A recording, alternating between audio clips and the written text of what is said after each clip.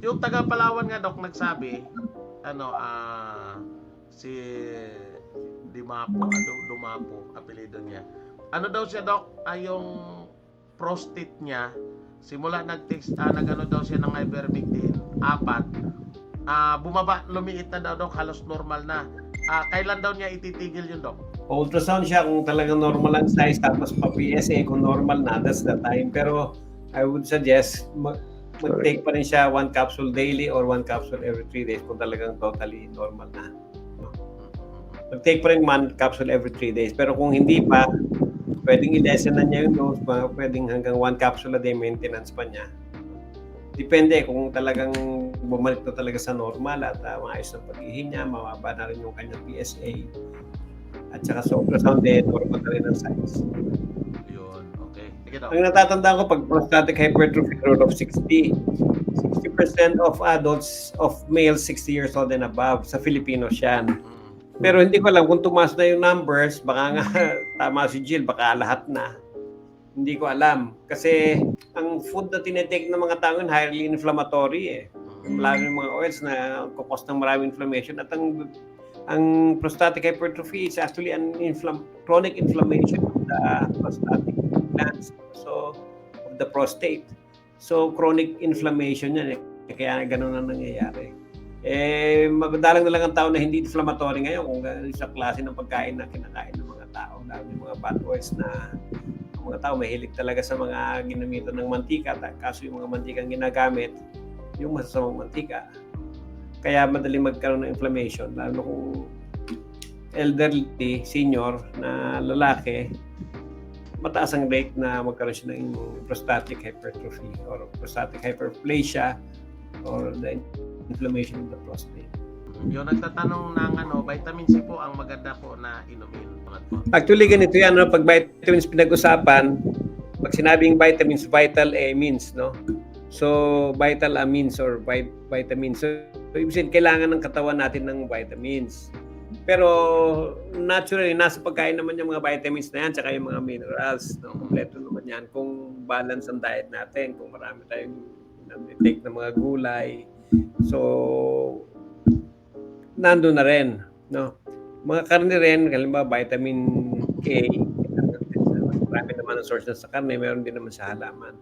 Pero, dahil sa conventional agriculture na dideplete na yung soil ng minerals, tapos masyadong production, na rin hindi na rin sufficient yung mga na-provide na vitamins and minerals ng mga food natin, So that's why minsan kailangan ng supplementation, pero hindi rule na dapat mag-supplement. Of course, vitamin C is a different story kasi ang vitamin C halos lahat ng tao deficient yan. Sa minerals naman, pag pinag-usapan magnesium, halos lahat ng tao deficient rin. So, ang katawan kasi natin kailangan ng mataas na vitamin C para mawala yung mga maiwasan yung paglabas ng maraming sakit. Sinasabi ko nga kung kabataan pa lang nagtitake na ng vitamin C, tapos medyo maganda ang pag-take na mataas, tapos regular. Tatanda siya, wala siya yung mga kagaya ng mga heart disease, yung mga degenerative illnesses na nakikita ngayon sa mga tao. Mga inflammatory diseases, pati mga allergies, may iwasan. Kaya maraming may allergies ngayon, maraming may hika, may sinusitis, rhinitis, ay dahil nga sa kulang sila sa vitamin C din. At the same time, nagtitake sila ng mga bad oils, no? Kaya fuel yung mga sakit na yon, no? At nagiging common. So, kung vitamin C pag-uusapan, number 1 lagi, vitamin C. Dapat laging vitamin C. Kasi hindi rin natin nakukuha sa food natin yung vitamin C. For the others, pwede naman sa supplementation, pero maganda kung balanced diet lang tayo, makukuha din natin. Pero just to be sure, maganda mag-supplement na rin. Although hindi ko sinasabing rule na dapat lahat mag-supplement. Saka ngayon kasi yung mga actually, gusto ang mga gulay nga rin dito sa Metro Manila. May mga nilalagay nila mga formalin o kung ano-anong mga nilalagay para mapatagal masira eh. Yun, kaya medyo delikado din. Kaya talagang yung mga vitamins hindi na talagang nakukuha. Kahit nga sa mga prutas na pag-usapan namin kanina, Doc, na yung mga prutas ngayon, bagamat na ang prutas ay ay healthy, pero dahil sa kalburo, na alam mo ba yung kalburo, Doc? Yun ang kadalasang nilalagay dito sa mga mangga o kung ano-ano. Kaya doon na nawawala. Saging. Oo, mga saging na yan. O sa saging nga, makapal ang balat eh. Dito talaga sa mga mangga na yan, mga kung ano-anong pinapahinog, delikado talaga yan sa katawan natin. Ang ganda daw ng ano naman nila, langis na ginagamit, yung oil na ginagamit nila sa pagluluto, sunflower oil daw, kaya wala daw problema. O okay ba daw yun? Ikaw na sumagot dito, Doc. Yeah, seed oils. Basta seed oils like sunflower, corn, soya, cottonseed, at saka itong rapeseed or yung canola. Pagka seed oils, hindi siya natural oil. Kaya mataas yung content dyan ng tinatawag na polyunsaturated at saka monounsaturated fatty acids. Madaling mag-oxidize yan. Madali ring mag-convert. Lalo kung mataas yung linoleic acid na tinatawag niyan, madaling mag-convert into arachidonic acid. Ang susunod dyan, mataas ang inflammatory prostaglandins at saka itong allergic leukotriene mediators, no? So, kaya maraming sakit. Isa sa mga masasamang mantika actually sunflower. Well, sasabihin nila, maganda daw nasa sa kanila yon, pero kasama yan sa mataas ang content ng polyunsaturated and monounsaturated. Of course, linoleic acid tsaka yung linolenic acid ay mga essential fatty acid, pero you don't need too much of that. Pag lumampas ka sa 3% yan, makakasama na rin. So, you don't need those kinds of oils actually. Mas maganda kung medium chain triglycerides in the form of coconut oil, yan ang healthiest. Pwede rin ng butter, pwede rin ng olive, pero huwag ipanluluto kasi monounsaturated naman ang dominant sa olive, yung oleic acid. Pag sunflower, hindi ko nire-recommend. Pasensya na po kasi I just have to be frank about it. Pasensya, hindi magagandang oils. Actually, partner, gusto kong emphasize doon sa mga foods, Totoo yung sinasabi natin na karamihan ng mga nutrient natin nanggagaling sa mga fruits yan, vegetables, sa pagkain. Totoo yun. Pero in the advent of chemical farming technology, na kung saan imbalance na masyado ng puro pesticide, weedicide, actually yung mga nutrient content ng mga pagkain natin, pag hindi talaga organic yan, depleted na po yung mga nutrient. Just an example, rice noon, as organic rice, noon may mga 11 o 13% pa ang crude protein yan makukuha mo. Pero ngayon, with the panang chemical farming technology ngayon, baka wala pang 8 or 7 na ang crude protein content niya. Kaya noon, partner, kung mapansin ninyo, Doc, di ba may challenge yan noon na sabi ng dating tinuturo ng US, hindi daw mabubuhay nang walang protein. Yung Africa, nagugulat sila na puro lang kinakain yan, Doc, puro carbohydrates, pero walang deficiency yung mga utak nila. Mga kinakain nila, yun, corn, mga root crops, mga rice, pero makikita nila lumaki naman sila na na normal, walang defect. So ibig sabihin talaga dahil nga mataas ang mga crude protein content pa niyan ng mga dating pagkain na yan. So they can get their protein content even from grains. Sa corn. Ngayon wala na bagsak na reduce na ng more than 30% yung mga nutrient content na supposedly present dyan sa mga pagkain na yan. So, just the same, yung mga fruits na sinasabi natin, na even the vitamins that supposedly, yun ang content ng mga fruits na yan. Yeah, actually naging very toxic na ang ating environment pati food natin gawan itong chemical farming na ito Kaya marami rin mga sakit ng mga tao. Mahirap ma-measure pero titingnan mo na lang yung mga sakit ng mga tao ngayon. Bakit iba ang sakit ng mga tao ngayon sa mga sakit ng mga tao noong mga 1950s, 1960s? Di ba? So, ngayon, number 1, mga to, heart disease. Pero kung babalik tanawan natin ng mga panahon ng mga lolo natin, hindi masyado yan Naalala ko 1991 nung bagong graduate lang ako. Pagka nagkaroon ng heart attack 45-year-old, nasya-shock na kami Hindi sakit ng mga 45-year-old yan ngayon pati 25 years old nag-heart attack na Diba? So, sama-sama to, maraming mga toxicities na na-expose ang tao, chemical toxicity, radiation toxicity, bioengineered toxicity, miski yung mga noise, no?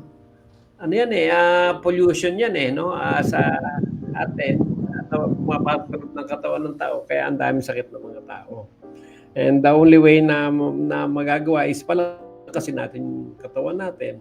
Pero tama yung sabi mo, Doc Kasi ako intermittent fasting ako for the last 20 years na. Di ba may sumasakit-sakit sa muscle ko? Di ba nasabi mo sa akin yun? Hili, kasi nag-chelation ka, may magnesium sulfate. Baka na ano yung kwando. Kasi bumaba talaga yung aking kwando nagse-75, 70 pa nga yung aking diastolic. Bumaba din yung systolic ko. Mga nagwa 110, 105 pa nga minsan Dati nagwa 125, 130, 120, ganyan pataas yan. Hindi pa baba. Pero ngayon, Doc, isa pa kung bakit ko nakita kung paano. Nung binanggit mo sa akin nung kumakain tayo, nag-lunch tayo, dahil yun sa magnesium, naisip ko, alam mo Doc, anong ginawa ko? Bumili ako ng Himalayan salt. Alam mo nangyari, Doc, yung itong sakit ko na sinasabi mo, pati itong mga ganyan ko, naaabot ko na dating yan. Himalayan salt, kinakain kong ganyan, nilalagay ko sa suka. So sabi ko, mayroon akong deficiency sa mineral dahil nga, parati kong intermittent, tsaka Doc, malakas akong umihi kasi malakas akong uminom ng tubig sa umaga. So tapos wala pa akong kain yan, almost 16 hours. So I think, tama yung sinabi mo, Doc. Mineral deficiency. Meron akong mineral deficiency, kaya nga nag-improve yung mga ko ngayon, yung mga sakit-sakit ko dito. Kaya panayangan ako ng Himalayan salt kasi yan ang 80 ang magandang Celtic salt daw, kaya lang mga 120 minerals daw yan Yeah, may mga lumalabas na mga drops, hinahalo lang sa tubig, tapos ganda siya kasi it's all about minerals Doon mo malalaman na ang extent ng mineral deficiency ng mga tao pag nagkulang, kaya maraming mga nararamdaman. Pero bakit pag nag-take sila na nag-i-improve pa health nila? Kasi may mga nawawalan mga trace elements. Hindi lang yung major, pati yung minor, at saka yung mga trace minerals, kukulangan. Kung yung mga drops na yung kompleto yon, yung mga Himalayan salt kompleto, yung Celtic salt na sinasabi mo, I'm sure, it's all about minerals. Kaya nakakatulong. At effect na nga yan, masyadong depleted na yung soil natin because of long-term conventional farming, na-deplete na yung mga minerals niyan, hindi naman nire-replenish na-leach out na rin yon kasi hinuhubaran nila ang lupa So, na-erode yun, sama-sama na sa ilog, yung mga minerals na yon na masyadong na-deplete na itong soil natin. Kaya anong expectin mo mga food na napoproduce dyan? Magaganda yung mga gulay pero depleted na siya ng minerals kaya hindi na nabibigay yung talagang kailangan ng katawan. So, kailangan mag-supplement tayo ng minerals. Maganda yung sinabi mong yun, I fully agree. Mag-supplement tayo, hanap tayo ng magandang salt. Mali yung iodized salt kasi tinanggal na nila lahat ng minerals at nilagyan lang nila ng iodine. And iodine is actually hindi siya trace element lang siya, kung di lang kailangan mo niyan. Pag sinobrahan mo naman, makakasama din. At saka gusto ko lang idagdag dun sa mga pagkain actually Doc, hindi lang naman yung na-deplete. Actually, it's a question of what? Fixation of the nutrient in the soil. Kasi nga yun, gagamit ng chemical fertilizer, pagka acidic na yung soil, nababay na yung mga minerals. So kahit anong gawin ng halaman, hindi na nila nakukuha yung ibang minerals sa soil kasi nagbabay na. Kasi pag acidic, dapat yan neutral to alkaline, dapat ang soil mo maganda or slightly acidic lang, mga between 6 and above, mga acidic ng soil dahil sa chemical fertilizer. So mga minerals yan, na-fix, hindi available. Kaya talaga nagkakaroon ng deficiency na yung mga pagkain. Actually, Doc, binabatikos ko yan di ba, partner? Bakit? Nagkaroon ng law na lahat ng asin sa Pilipinas ay lagyan ng iodine o iodized salt na. Mali yun, Doc Pero nakikita mo naman, nag-i-import tayo ng mga rock salt na walang iodine. Kaya naman Hindi mo kalokohan ng ating gobyerno. Hindi ba, hinuhuli. Yung nagbebenta ng rock salt talaga na walang iodine, hinuhuli. May batas. Pero kung ganun pala ang batas natin, bakit yung mga imported, nag-import tayo ng pagkamahal-mahal ng mga rock salt? Yung mga Himalayan salt, yung mga Celtic salt na yan.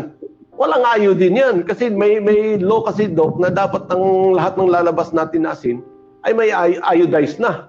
Yung Pilipinas lang nagawa. So, nawala yung ating mga local. Oo, nawala nga. Kaya nawala yung mga local producer natin ng rock salt. Yan ang nakasira sa atin. Actually, si Doc Sam, kasama ng CDCPH, yan ang advocacy niya yung asin no? Meron siyang pinaglalaban dyan, inanalyze niya yan, pinatunayan niya na talagang nung ginawang iodized ang salt lalong sumama. Tapos nadipid patuloy ng ibang minerals kasi gusto nila malinis na in a way na halos sodium chloride na lang at saka iodine na lang ang laman. Inalis na yung ibang minerals. Which is really bad for health. In the same way, yung ginawa rin nila sa milk, sa gatas, inalis nila yung fats ng milk. Yes. So, tapos pinalitan na ng ibang fat. Pinortify nila ng ibang fat na masama. So, what are they doing? No? So, I don't know bakit hindi kino-correct ng ng mga health authorities, no? I'm pertaining to government health authorities. Dapat they should know better. Baka hindi rin nila alam kaya ganoon. Actually, they don't know about it. Hindi nila alam na unhealthy yun They were made to think. They were misinformed. For example, ang tagal na panahon na sinasabi nila the healthiest oil is canola. When in truth and fact, actually it is the worst and the most unhealthy and the most harmful oil there is sa health as far as human health is concerned. No? So, miski yung mga nutritionists minsan, hindi rin nila alam yung tama sa mali. Kasi mali yung naituro sa kanila. Parang sa medisina rin, marami mga doktor, akala nila tama yung mga pamamaraan na natutunan nila sa med school. Yung pala mali. Masyado sila nagre-rely sa mga pharmaceutical products na nalimutan nila. Kagaya nitong pandemic, nalimutan nila yung natural immunity. Bakuna ang gusto nila, artificial. Ano nangyari? Disaster. Kaya pag nagsasalita tayo sa bila, wala tayong science, nasa kalaroon science. Oh, come on. Ang sinasabi, ang science is something that you discuss. You openly discuss. Pag-usapan natin, then you prove. Go through the scientific process, improve mo. Wala, minomonopolize sila. Ayaw nilang pagbigyan magsalita yung iba, paano sila makikuquestion? Tapos sabihin nila, sila ang nasa kanilang science. Anti-science daw itong mga itong mga nagsasalita laban din sa vaccine o laban sa mga ginamit nila sa pandemic. Sige, maraming salamat Doc sa pagsama niyo sa amin ngayon. At sana sa sunod na Miyerkules ang pag-usapan natin vitamin C, kasama ka para ma-explain mo talaga sa kanila yung tungkol sa vitamin C. Kaya partner, maraming salamat at sa lahat ng sumusubaybay sa aming programa sa Radyo Kalusugan, Asol TV at Kalikasan Kalusugan TV sa programang Kalikasan Kalusugan! Bye-bye.